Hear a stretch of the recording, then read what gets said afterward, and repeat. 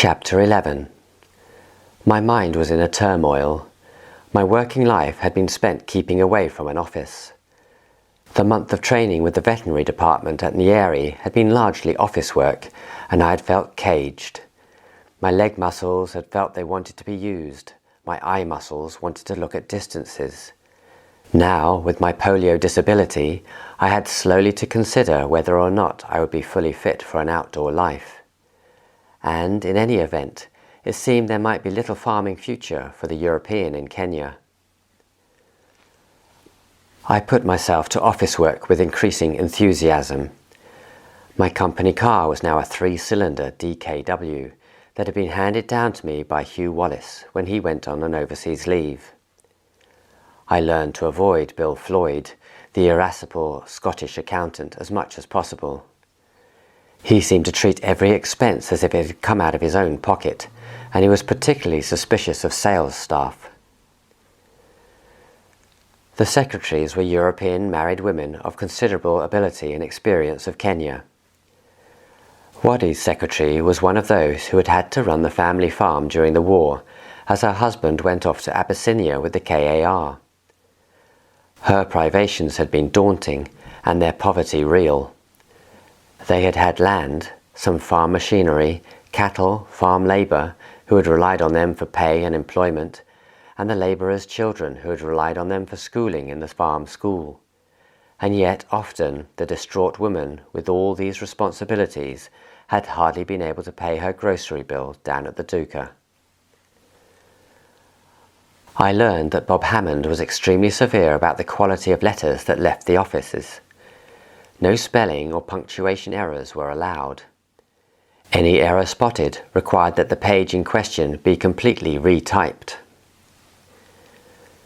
Copies were obtained by the use of carbon paper. Typewriters would produce an original and about 6 carbon copies. If you wanted more copies than that, you had to use the Roneo machine. This meant typing onto skins, wax paper, which was then inserted into the machine and rolled over special ink. With luck, acceptable, readable copies would come out.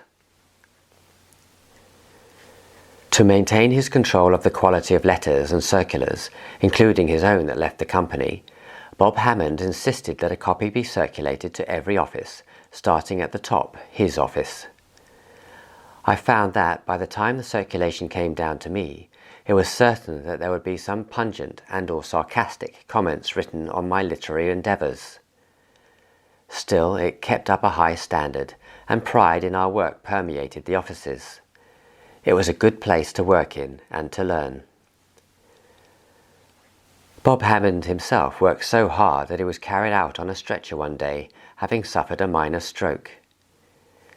He had decided that there was no down-to-earth definitive technical literature on Cooper's main earner, cattle dipping.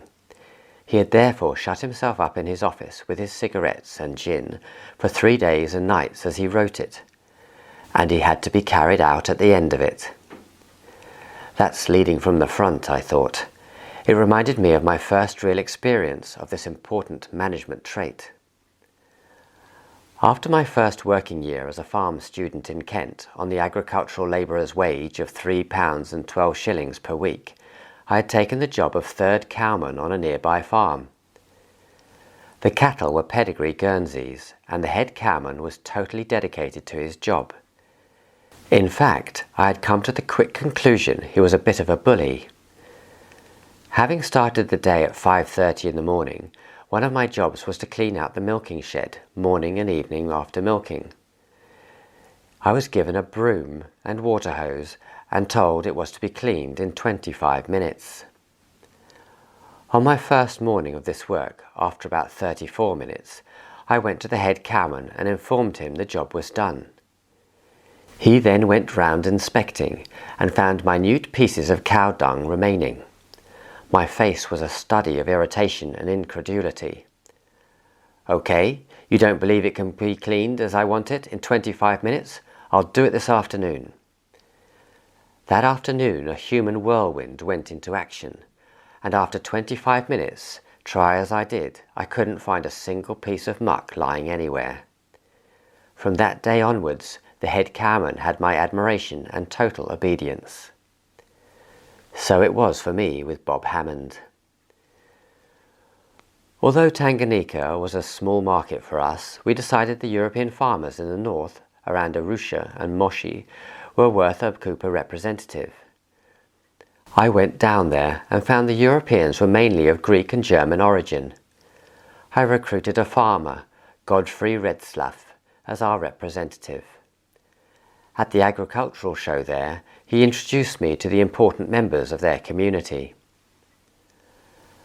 I discovered that even by Kenya standards, these settlers were wild. It was quite common to break bones at the local club's informal sporting activities.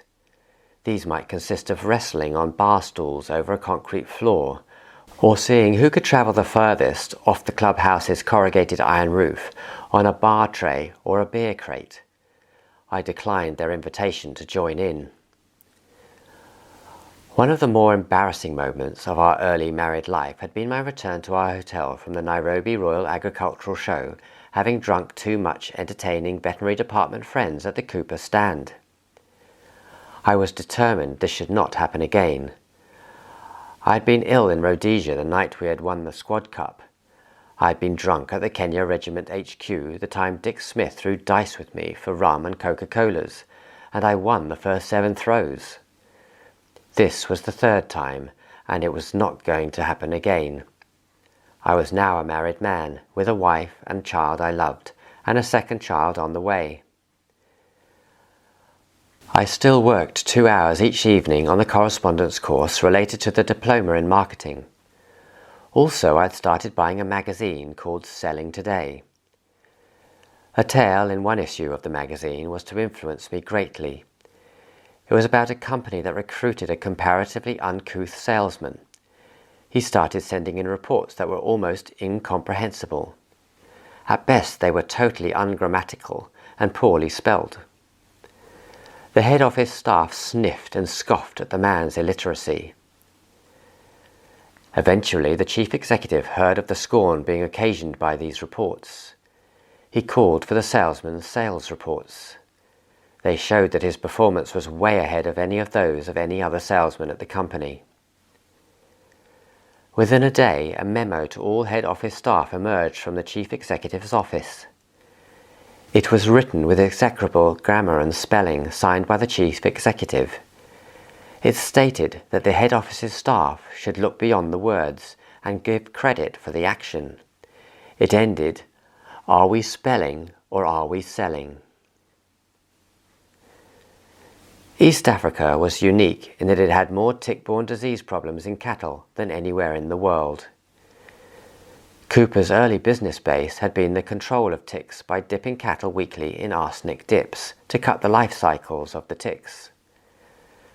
As with all treatments, eventually the parasite being treated developed a tolerance, an ability to resist the effects of the chemical.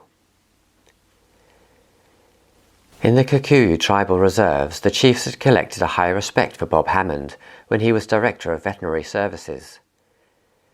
He had persuaded them to build communal dips and start arsenic dipping, and so their cattle had survived and thrived. Now the Cooper representatives were trying to explain that arsenic was no longer always doing the job well, and the chemical might need to be changed to benzene hexachloride, Cooper brand named Gamatox. The chiefs would have none of this. Bwana Hammond had always taught them to use arsenic dip. So it was that a large baraza had to be called, at which Bob Hammond spoke in his excellent fluent Swahili, convincing the chiefs that, although his advice had been sound then and for their benefit, now was the time that they needed to change. In my area it's quite simple," said Brandon Dancy. "I say to the old men, 'Look, you remember how when you were young a small amount of drink made you tipsy? Look at you now, you're still sober after a gallon.' That gets them laughing and nodding. 'Well, that's how it is with the ticks,' I say." That's clever, I thought. Waddy was putting his massive energy into developing and catering for the market arising with the new African small livestock farmers. Whereas the European farmer bought his cattle dip in 5-gallon or 20-gallon drums, Wadi was now offering packs right down to 3-ounce tins. This meant new manufacturing investment by AE and CI, who made our products at their factory. In turn, this required us to come to terms with what, for us, was a mass market. We had to negotiate with Metalbox for the production of 4-colour internally lacquered tins in large quantities. The tins had to be suitably lacquered to resist corrosion by the chemicals they contained. Large consignments of stirrup pumps were imported for the individual spraying of cattle. Hugh Wallace was looking into the potential in Kenya for new Cooper pyrethrum formulations. One of these was for putting through a fog-making machine. We went to a large cereal warehouse where cockroaches were said to abound. The results were dramatic. The cockroaches died by the score or even hundreds. They fell off the roof beams. The floor was littered with them. We shoveled them up into sacks. Pyrethrum, in the form of its extract pyrethrins, was becoming an important agricultural export for Kenya. The Pyrethrum Marketing Board issued sole rights to the international trading company Mitchell Cotts to market Kenya's pyrethrum globally. There came a time when Kenya became suspicious that Mitchell Cotts was not putting all the necessary effort into the job, and that they had perhaps an interest in a competitive insecticide. The dispute came to court. Terry Mitten Watson, who had been my employer at Dandori, was mentioned by Mitchell Cotts as being one of the Pyrethrum Marketing Board of Kenya, whom they had thought might support them. The judge ruled that Mitchell Cotts should produce certain documents in court. Shortly before this was due to happen, there was an explosion at the Mitchell Cotts Nairobi factory, which killed an African night watchman. In court, Mitchell Cotts apologized to the judge and regretted to have to report that the documents had been destroyed in the explosion. So no proof of duplicity by Mitchell Cotts was possible.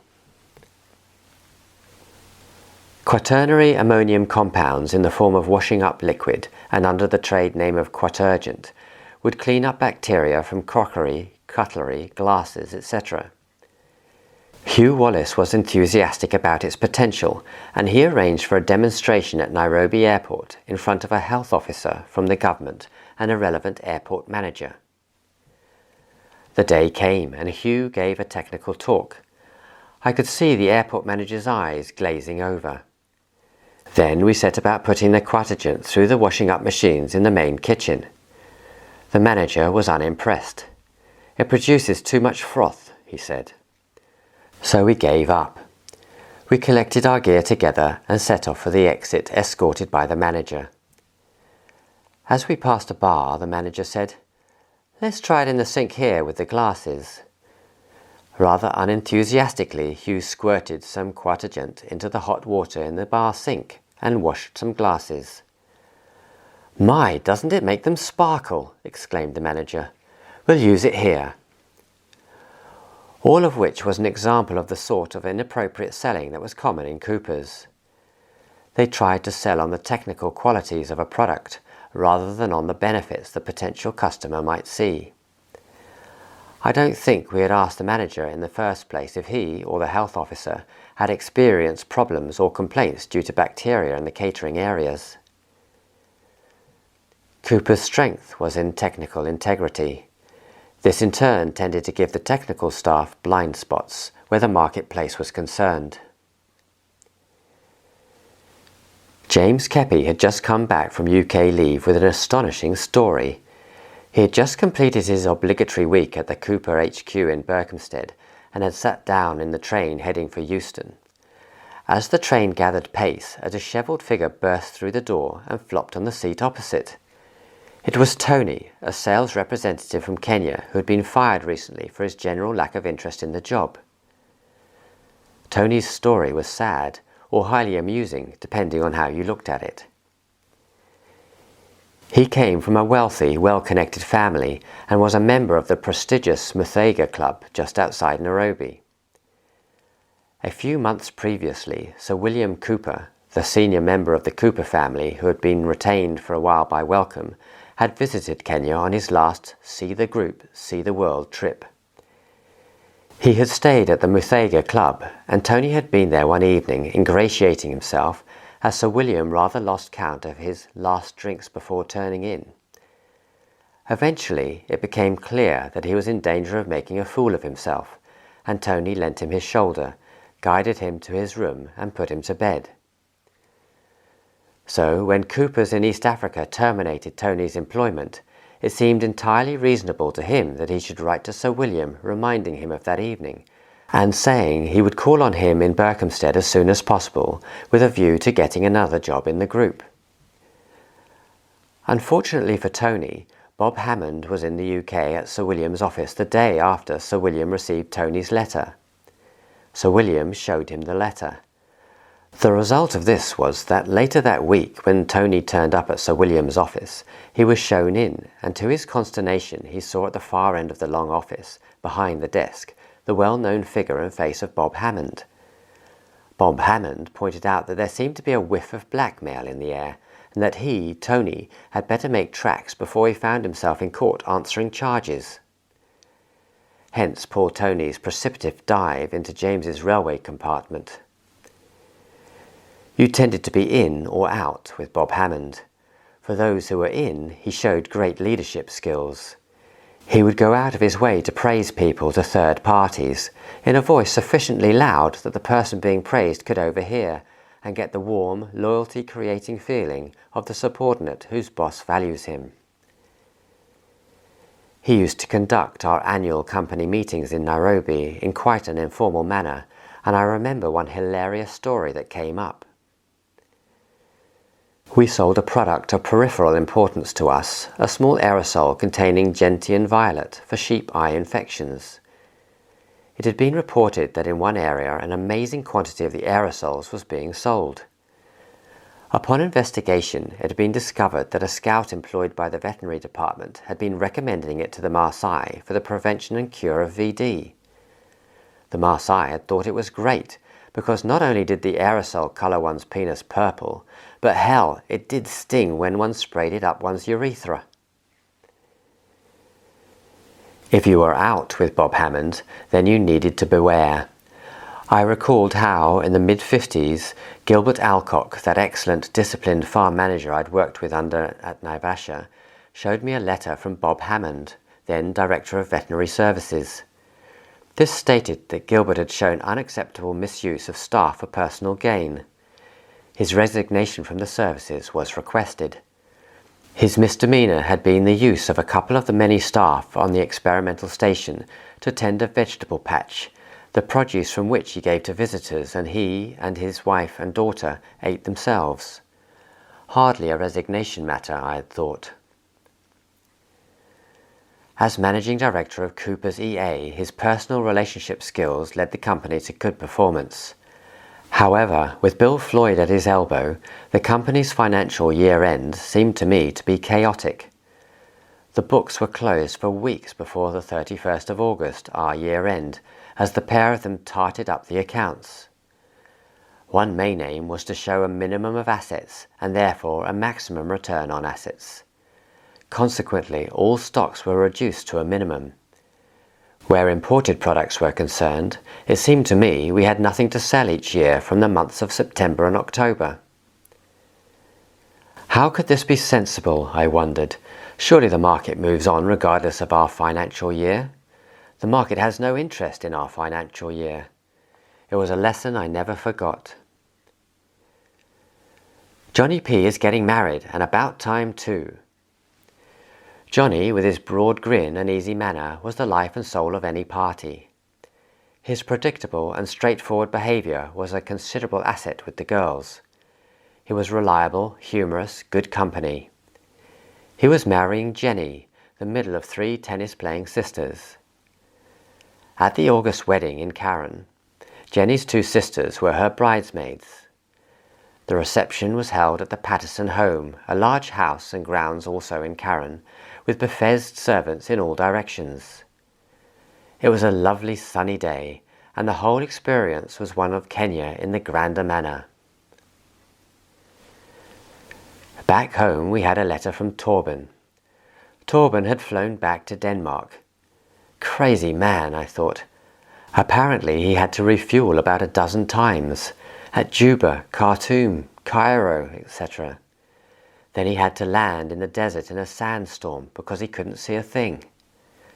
Anyway, eventually he did get to Denmark, and later he returned to his farm, minus his aeroplane. The twinkling grin told us there was more than one good legal way to get money out of the country to a safe haven. Apparently, Torben had given up hope for Kenya and was no longer investing in the development of his farm. He had little hope that he could sell his farm and was thinking of taking his Alsatians with him to look at South Africa. So they get used to air travel, he said. It started to make me think about our financial position. I'd taken out a South African mutual life assurance policy in favour of Jane. However, it was all in Kenya shillings. So I closed it and opened up a new one, from which payments would be made to Jane on my death in sterling.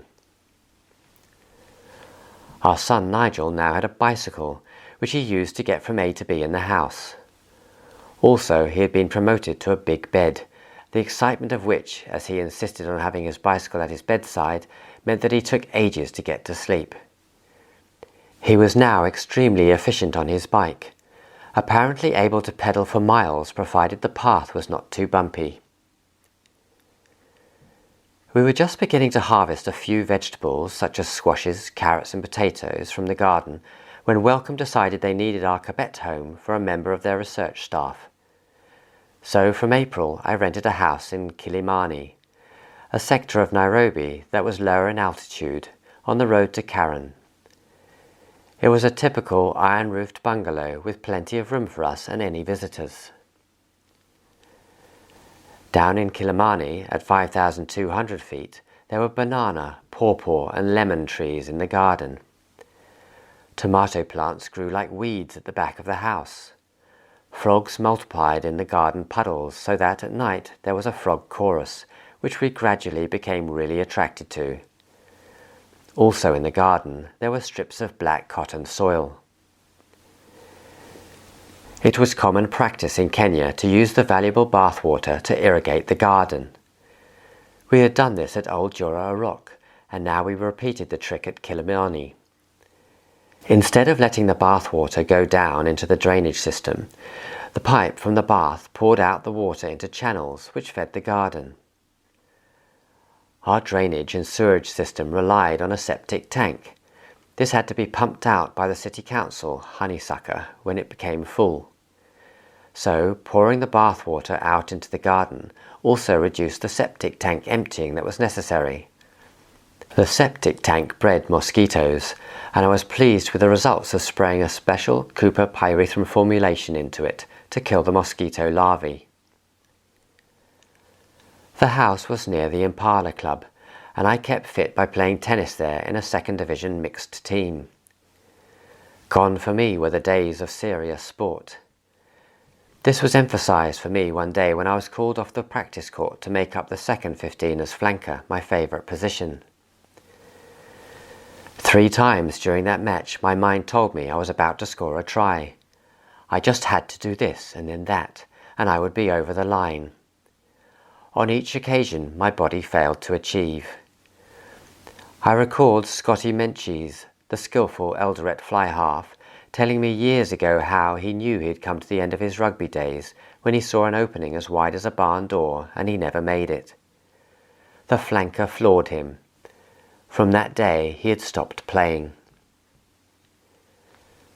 Nairobi was a small, pretty city. All the year round bougainvillea flourished everywhere, along the borders of roads, on roundabouts, down the middle of Princess Elizabeth Highway. Planted everywhere by the devoted Parks Department, the bougainvillea were of such variety that Bob Hammond, an avid gardener himself, had been seen to produce secateurs from his pocket and cut off a twig to take home to plant in his garden.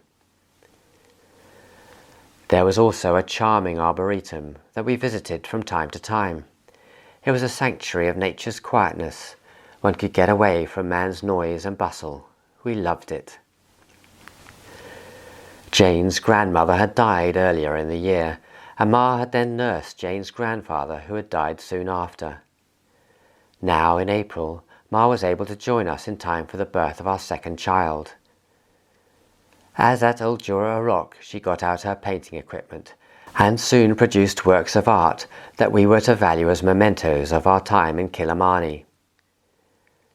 Jane had had an excellent gynecologist, and Patrick Angus Kenneth was born on the 29th of April 1962.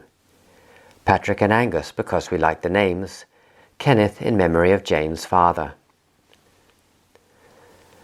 The memory of Jane's father loomed large. It seemed to me the shadow of what might have been hung over the family.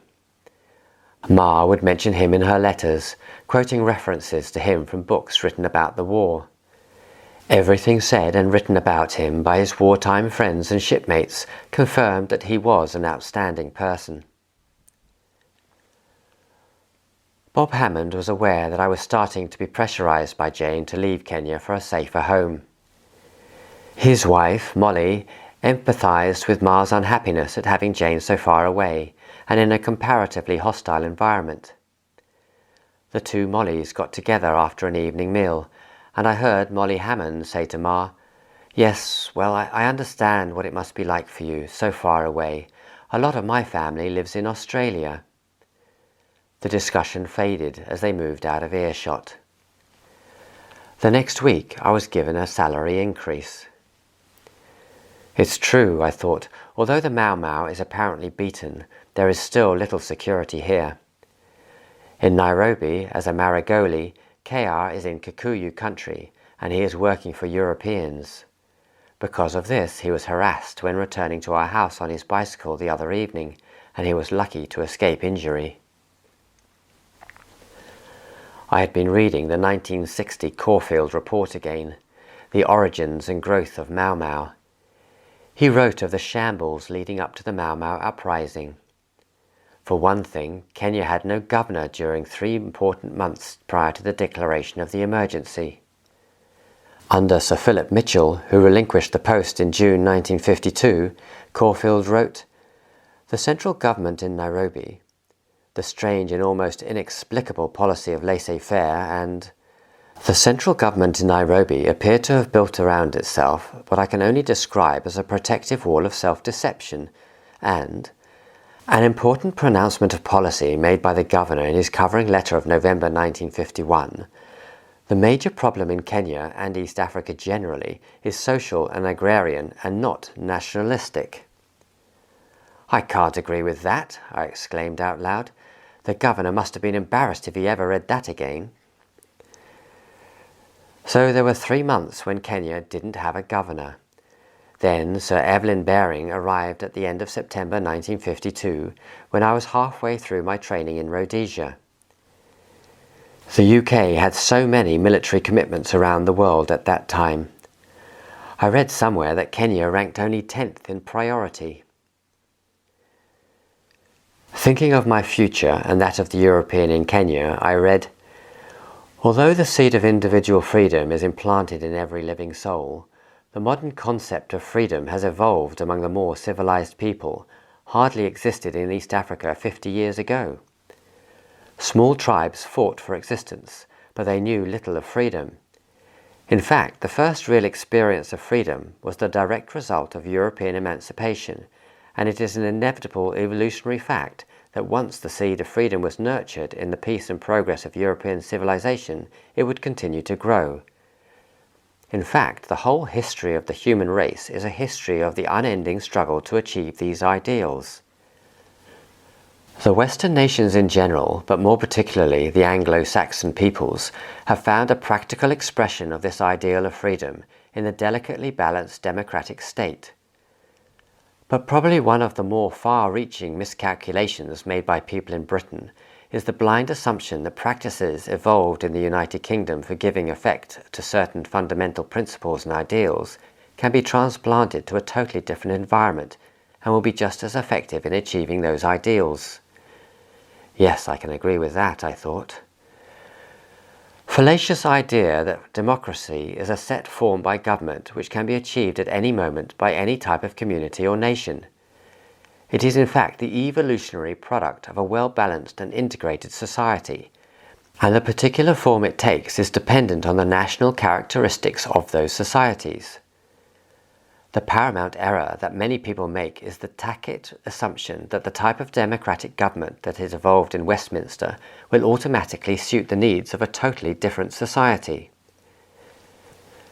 The African realizes instinctively that a large measure of autocracy is still essential if chaos is not to encompass the new independent states of Africa. Okay, I can go along with that. I'm used to a certain amount of uncertainty in Kenya, I thought.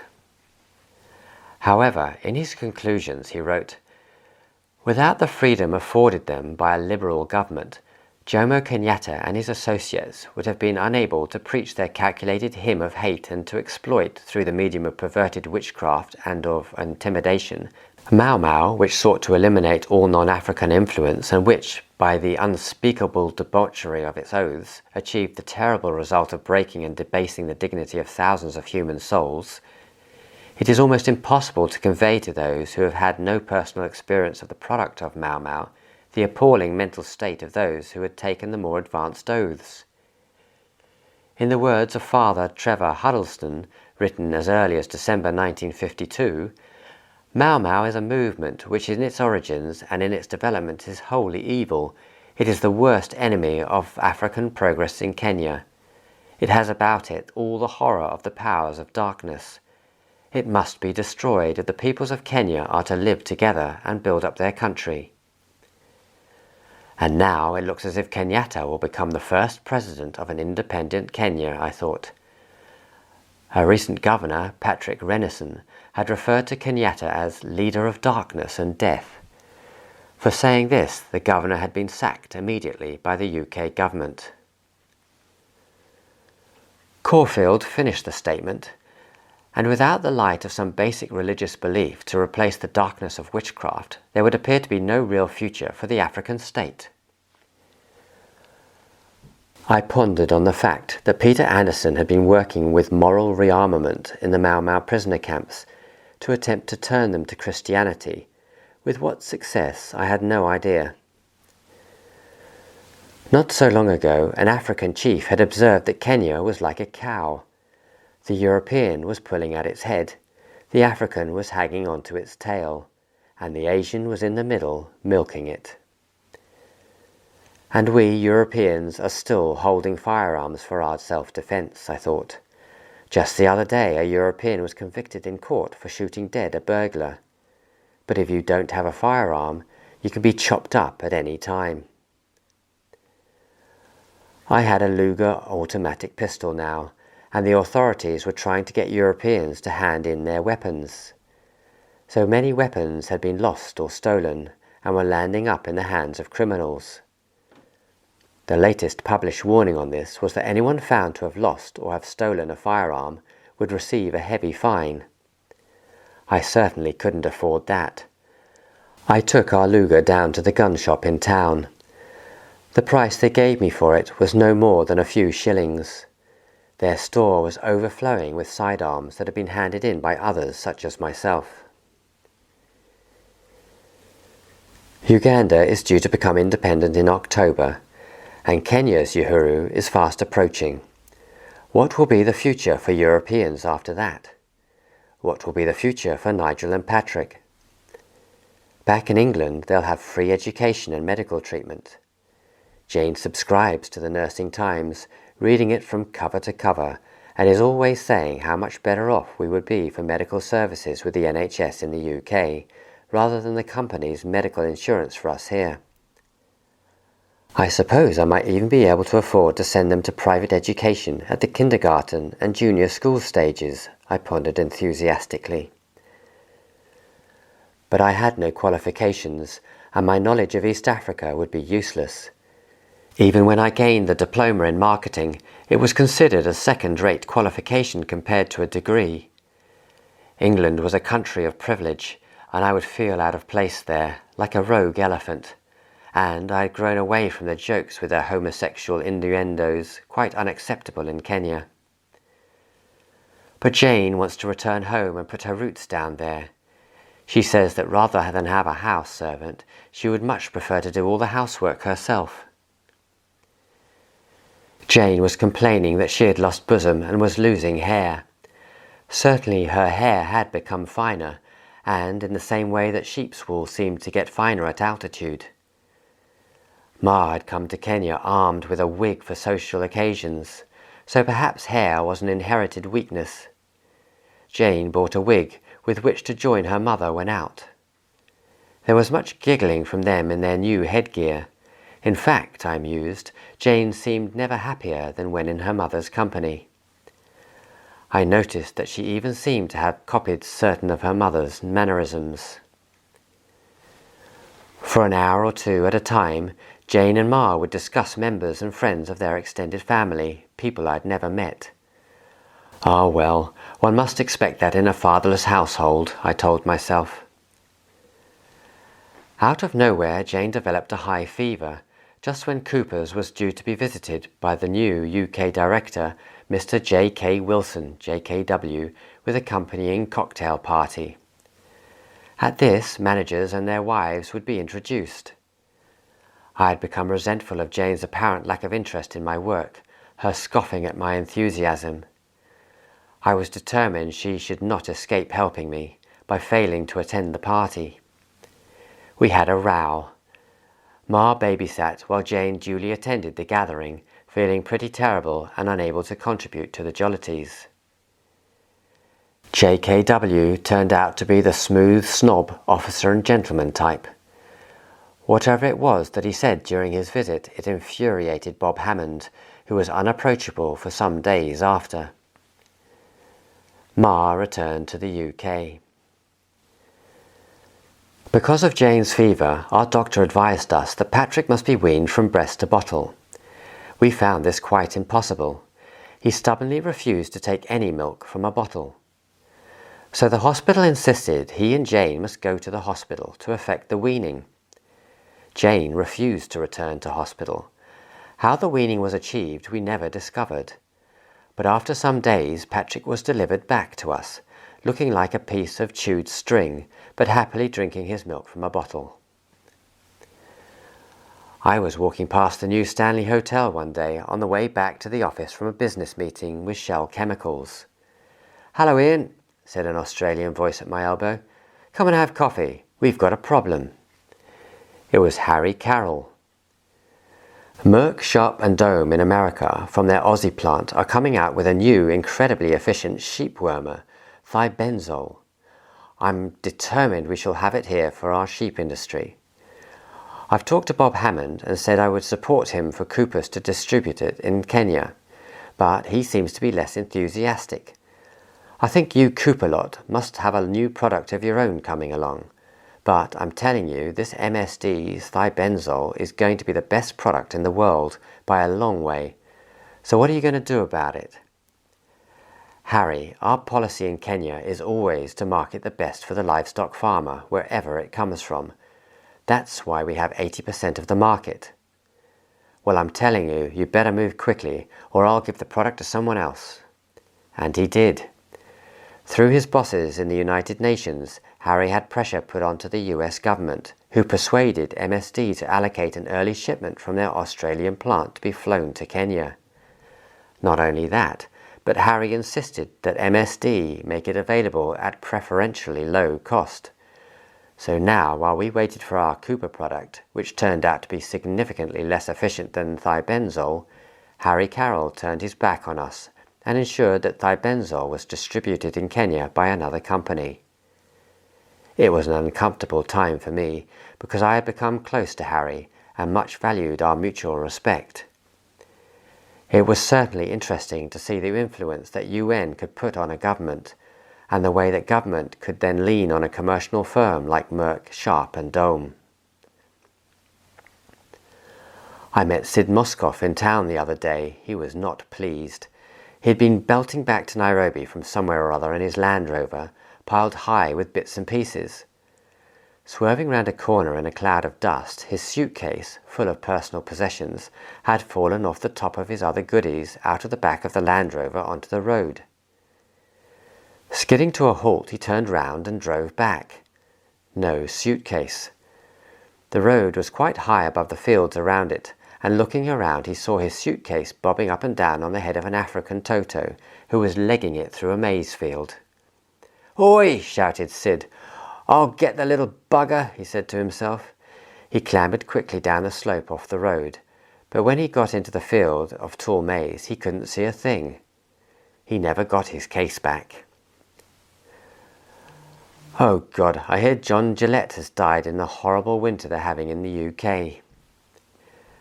That gentle, soft-spoken Scotsman who had been so helpful at the Cooper Sheep Day at the agricultural station in Old Jura Rock had sold up in 1962 and taken his young wife and 2 children back to Scotland. There he had put his heart and soul into seeing to the health and safety of his sheep in deep snow conditions. Out alone, searching for some sheep, he had suffered a heart attack and frozen to death, while his wife awaited his return at their farmhouse. What a total waste of a good man. And I hear now that those rugby stalwarts, Benji Hatfield and Remo Polastri, are emigrating to go ranching in Brazil. We went up country to Tea Falls to visit Margaret and Bill Claus. Bill said he was thinking of going back to the UK. He brooded about a vague idea he had had of becoming a golf club secretary there. As he talked, it was obvious his heart was not in it. Both he and Margaret had spent most of their lives from childhood in Kenya. They viewed themselves as Kenyans. They had no wish to live anywhere else. For them, Kenya was home, and so it was for their children. Anywhere else would be foreign. They would feel themselves aliens. The evening conversation was low-key, without the usual loud, laughing stories and good humour. In the event, the Clauses did stay on in Kenya after independence. They retired round the western side of Lake Naivasha. They and 2 of their sons and grandchildren all became Kenya citizens. One day, I was at a small hotel in Nairobi and started talking to a man who was obviously a visitor. I discovered he was a member of a legal team out from the UK attempting to prepare the legal system in Kenya for independence. Without reliable law, the country will have little chance of stability and progress, the lawyer stated. Well, it's interesting to discover what is going on behind the scenes, I thought. Age 3, Nigel was already showing precocious talent with bat and ball, and at controlling a ball with his feet. The natural ability was there for anyone to see. I was amazed, gratified, and doting. We had a large front garden on which I threw a family firework display on Guy Fawkes night. Unfortunately, I nailed the Catherine wheel rather too tightly to the front of our wooden garage door, so that it burned sizable marks on it. Ah well, nothing a lick of paint couldn't cover. But then I stood rockets in Jane's precious thermos flask for their lift-offs. The result was a ruined flask. The previous year, Peter Lane had been available to help me in a joint family fireworks night. Then we had managed to ruin only a biscuit tin. How dare he be unavailable this year? Well, perhaps it is right to go back to the UK for the children's safety, education and health, I thought. They have to be my prime responsibility. I really don't know what to do. I'm pretty certain I shan't enjoy it. England is no longer my home. I burned my bridges years ago, and from what I've seen of it when I've been back there, I've not enjoyed it much. The people there have put their heads in the sand. They've forgotten what it really is to work.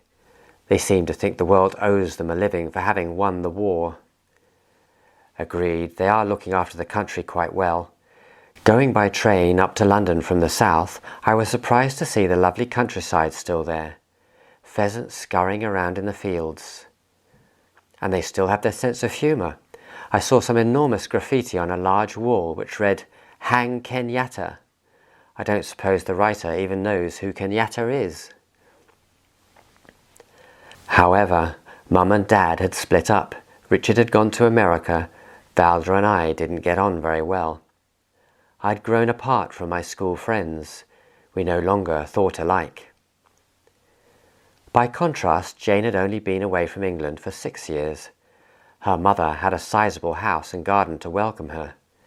She and Ma were obviously so close, and Ma didn't think much of me. So how was it all going to be for me?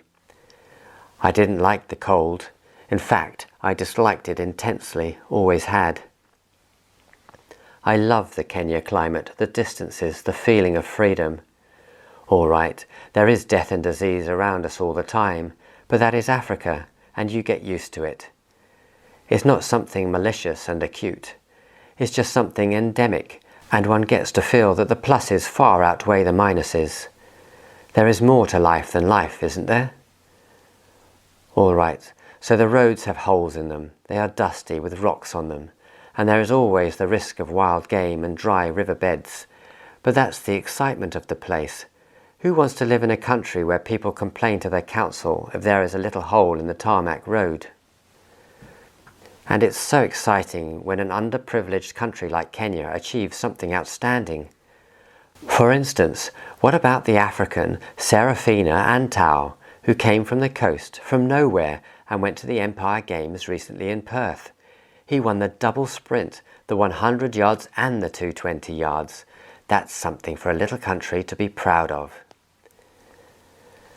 There was a lovely story recently of a Kenya lad in the UK who got involved in a traffic accident. In court, the magistrate asked him which side of the road he was using to drive on in Kenya.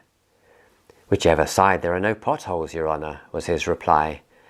And Torben told me of a Nanyuki youngster in the UK earning some money as a bus conductor. The first thing he was taught by his driver was how to ensure that his ticket machine under-recorded the tickets issued and the cash taken. The resultant surplus was to be shared 50-50 with the driver. What sort of civilized country is that?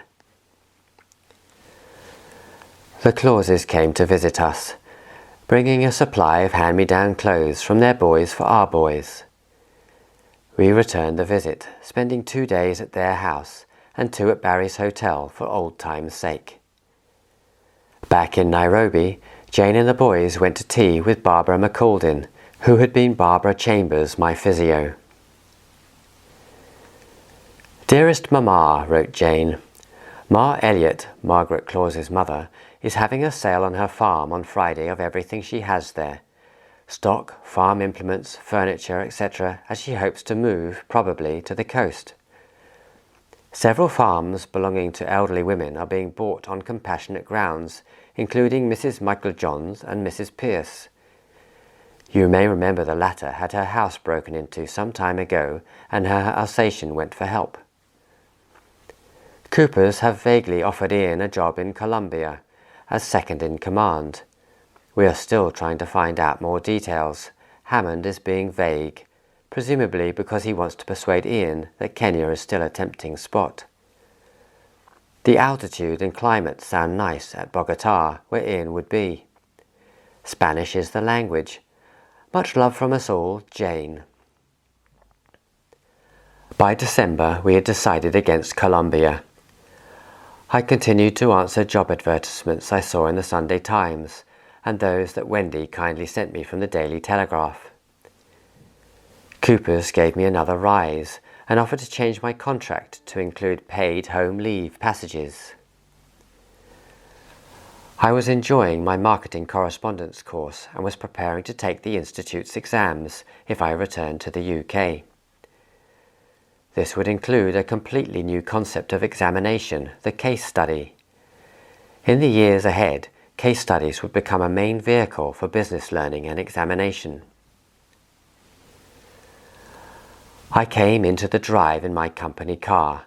I found Jane in the kitchen. "Do you know," I said, "I saw a car in town with a winking sidelight. I do wish people would keep their cars properly serviced. It was bloody dangerous." "That wasn't a damaged sidelight, stupid. That was a car with the new indicators. Instead of indicators coming out of the side of the car, it has sidelights that flash." "Well, I don't think much of it. It's really dangerous. I could hardly see it. It'll never last. It's just a fad." "Oh well, if you say so." Later I was to laugh at my ability to be so wrong. It reminded me of Douglas Bader in Reach for the Sky, when he said that cannon in aircraft would never replace machine guns. Jane wrote to Mar. James Keppy has called in to deliver for us an old splintered playpen we left behind at our house in Old Jura Rock. It is unoccupied because Ken Jocelyn doesn't have a need of a manger. The front door was broken in, and on the back of it was hanging a strangled cat. James says it looks as if there had been a Mau ceremony in there. And we were only a year or two away from independence. I record what LSB Leakey had written 10 years earlier in the last chapter of his book, Mau Mau and the Kikuyu. Mau Mau, as such, is a terrorist organization whose principal aim is to drive the white man out of Kenya. I do not believe, however, that the movement could ever have achieved its present position if the genuine grievances which I have outlined in some of my chapters had not existed in the minds of a large part of the Kikuyu population. It would be foolish to underrate the extent of the Kikuyu distrust of the European today. He was considered to be the great European authority on the Kikuyu. It was all pretty depressing wherever I looked. I had lost so many friends. Out of number 1 barrack room alone, 5 had been killed in the emergency. Arthur and Neil, who had slept on either side of me, Francis, who had slept opposite, and Mike and Mick. Kenny Clark had had his knee shot away by a British officer who had lost his nerve. Hoppy Pearson I had known well. Very Beckley and Clive Simmons had been in B Company with me. Where would I again find friends like those? And so, because of their loss, I felt I owed Kenya nothing. Terry Coulson's family owned a photographic shop in town, and at Christmas we had bought there for Jane a Yashica mat, which took coloured film. Jane was to carry this home on the plane. In the event, although we had used the camera a lot, when the day came, Jane's arrival in UK was to be met by customs, who insisted on taking a sizable duty payment from her. Jane had written from Kenya. Dearest Mama, I must say I rather envy you your snow. I'm rather tired of hot or wet weather. Snow would be a nice change. Patrick is now crawling. His first expedition took him onto the veranda where he had a good time with Sandra's breakfast. According to some chart Ian was studying the other day, Nigel is now the weight of a 5-year-old. On Thursday I had to go into hospital for a couple of days for a D&C because of some erosion as a result of Patrick's birth, which had to be cauterized. Ian took a couple of days off and looked after the children, and there were no major disasters. Yesterday we tea'd again at Westwood Park, which is always a popular move for Nigel with its swings and slides, etc., and an excellent tea. Ian is on safari in Tanganyika for 3 days, lucky chap. Thank you very much for the cheque. I am now eating Kepler. We heard at the 11th hour that Ian's exams are on May 22nd, so have had to cancel our boat trip and will be returning in the inevitable aeroplane. The Colombia job has been taken by an export chap at Berkhamsted, so Ian is now vaguely wondering whether he'll be offered the export chap's job instead. We have Torben staying with us again. He came down for yesterday's air rally at Wilson Airport and is today looking at another plane which he hopes to buy. We played tennis again this weekend, while Nigel very sweetly amused Patrick. They seem to be great allies, and Nigel can't bear to have anyone getting cross with Patrick. Stuart Hunter gave me another cauterization on Monday without anaesthetic, which was excellent from my point of view as it only took a few minutes while KR babysat with the children in the car. Later, Jane wrote, We are now back from our Nanyuki expedition, which we all much enjoyed. Nigel went on a shooting expedition with Torben and came back with an eland for the dogs, which was quite an experience for him. Jane was getting to appreciate civilization in Nairobi, and Violet came to see us again. We drove up to the Eldoret show, which would be the last I would attend before we left Kenya. When I got to the showground, I lost my way to the main entrance, so I tried to get in at the stock owner's entrance. There, an Askari and I had a face-to-face argument before I backed down and went round to the main entrance. "And this is what it's going to be like, Ian, my lad," I said to myself. "You're no longer the Bwana Mkubwa. You can no longer do what you fancy just because you're a white man. Hell, for a moment I thought he was going to thump me with his truncheon. It would have served me right for being cocky, I suppose." Later we met a farmer relation of James, Alistair Byrne. He said that he and neighbouring farmers were planning to sue the UK government for offering to buy their shambas at prices well below their true values. In the evening we drove on to Kitale and booked in at Crampton's Inn, which was very comfortable and totally deserted. The owners were trying to sell for £18,000, at which price they were getting no offers. 5 years previously they had turned down £50,000. Jane wrote to Mar. "Would it be possible to get 2 pints of skimmed milk each day for Patrick while we are at Lumley? I still haven't sorted out his tummy, but I can't get skim here, and skimming Tetra Pak milk is practically impossible. He continues to look reasonably well, but the whole thing is rather tedious. Apparently Rex and Emma are still both very well and appreciated by the family we gave them to, though Emma removed their Christmas turkey. I think that Violet really did enjoy her visit. We took her to the Donovan Mall Theatre one evening, and on her final morning visited the Arboretum, which looked very gay. We were a melancholy foursome gathered to await instructions to go through to the aircraft. Nairobi Airport was already starting to grow towards the size of an international airport it was one day to be. At 4 years old, Nigel was boisterous, hyperactive, and generally requiring a lot of watching as he planned to dart here and there. However, today he seemed quiet, listless, drawing in on the unhappiness of his parents. "Hello, Cobber, how you doing? Are you leaving us?" It was Davo, indestructible Davo. My spirits rose. "How's the arm coming along? Left one, wasn't it?" "Hello, Davo." "Yes, what have you been up to?" "Oh, I'm just here to meet someone. I'll be off soon to South Africa. Can't stay here for the Uhuru, you know. They'll get to me if I do, and I haven't lived this long to let 'em do that." The grizzled face was still the same old broken-nosed Davo, with a cheerful grin. "These your 2 kids?" He put his hand on Nigel's head. "This lad's got a double skull, you know, like me," he said. "He'll never be knocked out." And with that he was gone, hailing some anonymous-looking European who had sauntered through the gates. Good old Davo, I thought. The last old character I would see before my family flew to England. One of the first I had heard about from Phil all those 11 years ago. And then my family drifted away through the gates, Jane with Patrick in her arms, Nigel running on ahead. Miserable, I turned away to tidy up our affairs before I too would leave in 2 weeks' time. One of the first unpleasant jobs I had to do was to have our 2 kittens put down. They loved us and we loved them. They were barely a year old.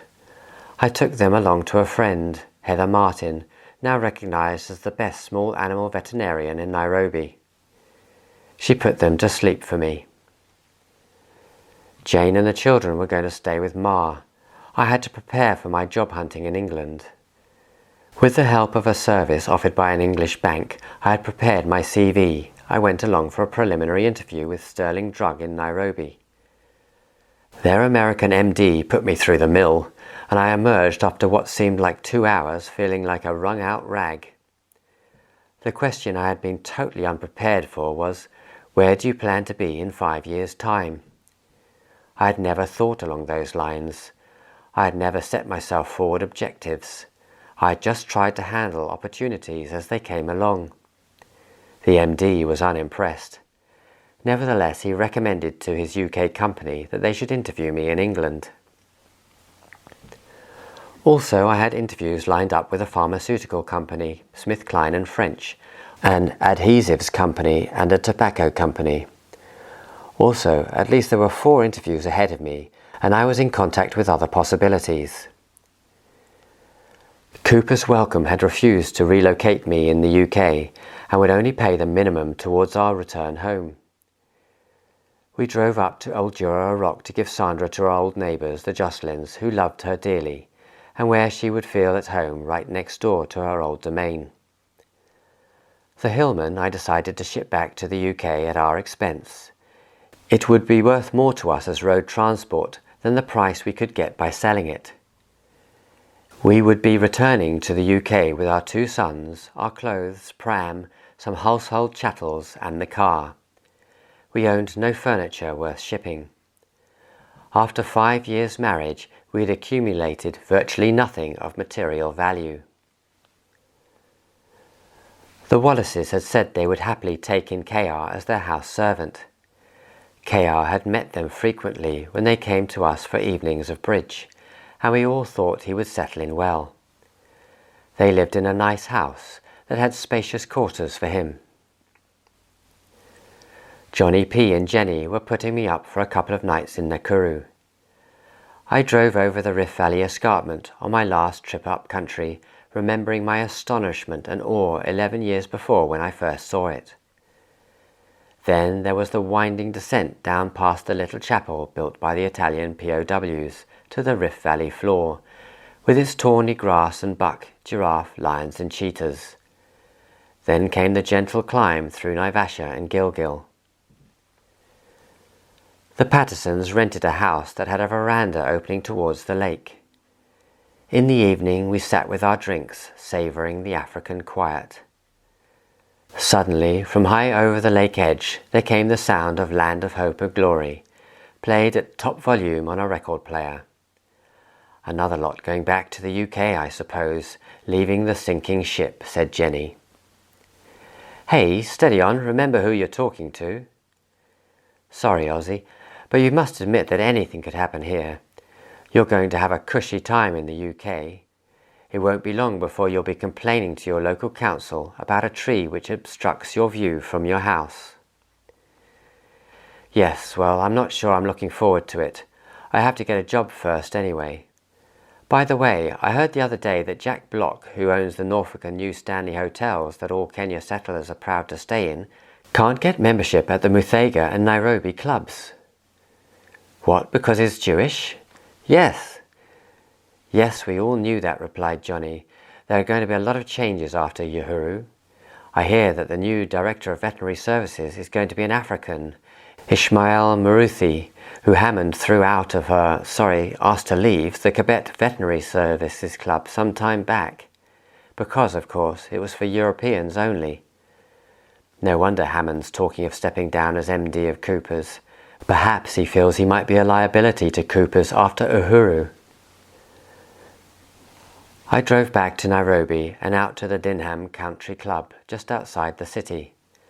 I had enjoyed myself greatly lunching there in the past. Now I had a large curry on my own. The last days merged into a fog of unhappiness. There were to be no triumphal Land of Hope and Glory farewells for me. I was leaving my adopted home, such a beautiful country, this land of Bado Kidogo, and for what? When I was a child, Dad had told me that a man had gone as far as he was going to go by the time he was 40 years old. I was now 33. I had been in Kenya for just over 11 years and achieved little.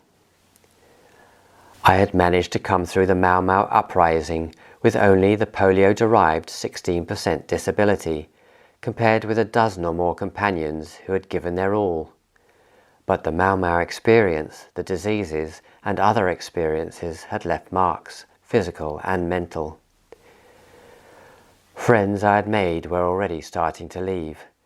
They were going to Rhodesia, South Africa, Australia, New Zealand, and yes, a few were going back to the UK.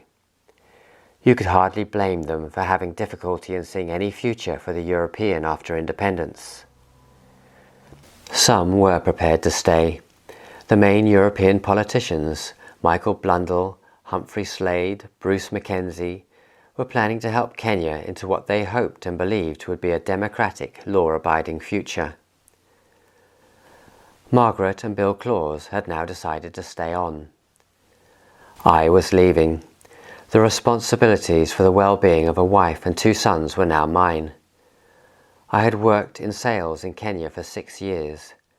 What would this experience be worth to a potential employer in the UK? I had survived just, but for what?